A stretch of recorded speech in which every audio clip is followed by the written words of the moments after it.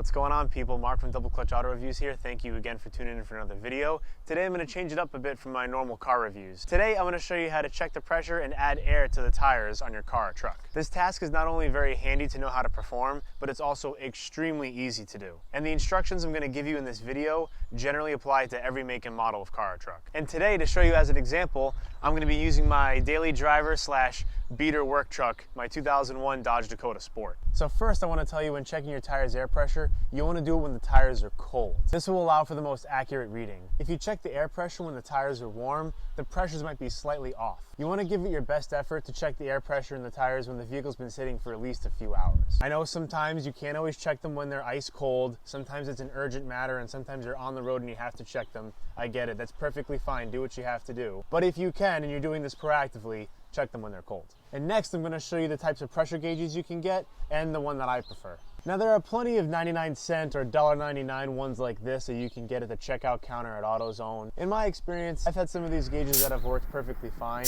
However, I've also had some that were really inaccurate with their readings. I would recommend going to the store and just spending a few extra bucks and getting one of these circular analog gauges like this. There's a bunch of different brands that make them, and they're only about $5. I think they're definitely the best bang for your buck value as far as accuracy and reliability goes. And you can also splurge and get one of the tire pressure gauges that has a digital readout on it. I honestly think that's more money than you need to spend. I would actually worry about that thing breaking or the battery dying on it sooner rather than later. I would just stick with the middle of the road $5 circular analog gauge readout. And to find out what pressure to fill your tires up to, I'm going to show you where to check. You just open the driver's side door, and you look a little down and to the right, and that's usually where the label is, right here. This label has a bunch of information on it, including what PSI or KPA to fill your tires to. And as you can see, for my tires all around, it's 35 PSI or 241 KPA. And that's also including my spare. I have a full-size spare tire. To check my tire's pressure, we're going to use this circular analog gauge as I showed you before. This is the one I recommend. You want to make sure you click this little button and zero it out. And the first thing you do is obviously you unscrew the valve stem cap. Make sure you don't lose this, put it in your pocket if you have to. And now you want to take the end of the stem of the pressure gauge and line it up squarely against the end of the valve stem. Line it up just like this and press firmly until you don't hear any hissing anymore, just like that, and release. And as you can see here, the pressure on this tire is 36 PSI, which is perfect. My recommended rating is 35, so that's fine. And now I know that the pressure in this tire is all set. Make sure you put the valve stem cap back on. Don't cross thread it, and make sure you just keep tightening till it's nice and snug, not too tight. And now you just go around and check the rest of the tires the same way as you just did this one. All right, so now we'll check this one. Zero it out, press it in straight and firm. No hissing, pull it out.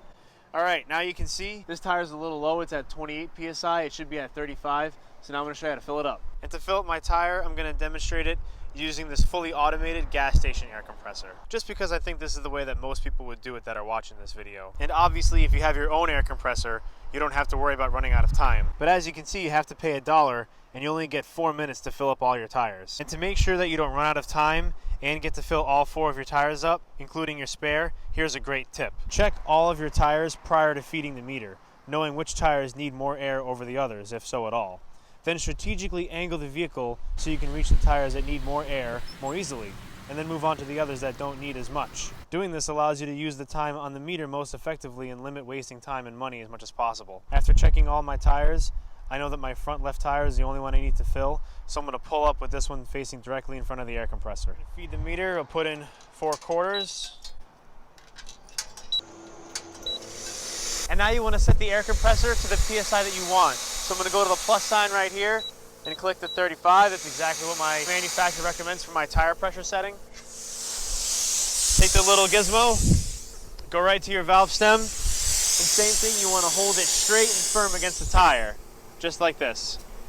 Hold it, and the machine's going to do it all for you. It's going to beep when the tire pressure is at 35 PSI. Keep holding, keep holding. All right, there's the beep. Now we're going to double check and make sure that the PSI is correct. Here we go. Zero it out. Square it on. 32. That's not quite right. I'm going to increase it a little bit because this air compressor seems to be a little bit off on the low side. So I'm just going to trick it and increase the PSI to get my tire pressure to the exact PSI I want. All right, here's the beep. Zero it out. Square it away. Perfect. 36. That's 1 PSI above, but that's good enough for me. All the other tires are around the same. So that'll be perfect. And then when you're done, just put it back and let the machine time out. Don't forget to put your valve stem cap back on. And like I said before, don't cross thread. Just put it on until it's snug.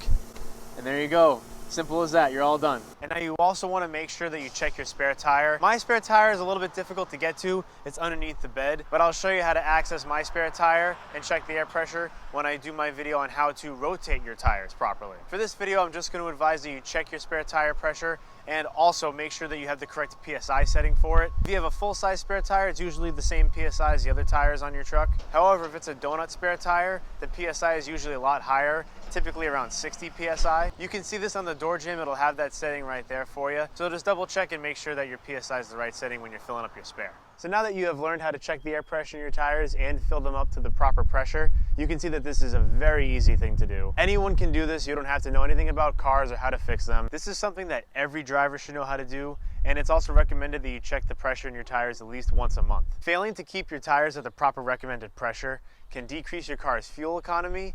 It can also increase the wear over time on your tire tread, your brakes, and your suspension components. It could also even decrease your handling stability at higher speeds, and it could also increase your chances of having a tire blowout, which you definitely don't want. Checking your tire pressure regularly and keeping them at the recommended pressure setting can save you a great deal of money and stress one day. All right, guys, that's all I have for you today. I hope you found this video helpful and informative. Let me know what you think in the comments below, and if you enjoyed the video, please give me a like and consider subscribing. I'll catch you on the next one. Take care, guys. Peace.